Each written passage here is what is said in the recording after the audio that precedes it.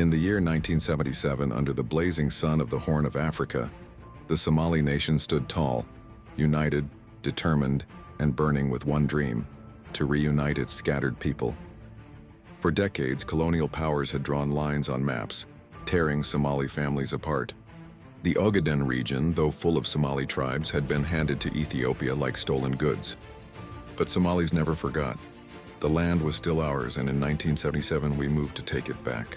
President Siad Barre gave the green light. The Somali National Army, well-trained and highly motivated, surged across the border like lightning. In just weeks, they captured nearly 90% of the Ogaden region, Jigjiga, Godi, Ward here, and most of the Somali-inhabited towns fell under Somali control. Ethiopian forces were in disarray. Their emperor, Haile Selassie, had been overthrown.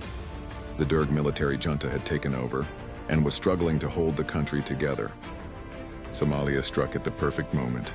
Somali soldiers, armed with Soviet tanks, MiG fighters, and years of guerrilla training, swept through the desert. They were joined by local Somali resistance fighters from the Western Somali Liberation Front, who knew the terrain better than any map could show. The victories came fast.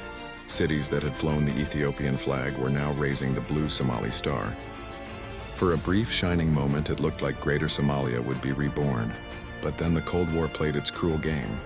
The Soviet Union, who had armed Somalia, betrayed us and switched sides, backing Ethiopia with Cuban troops, East German advisors, and billions in aid.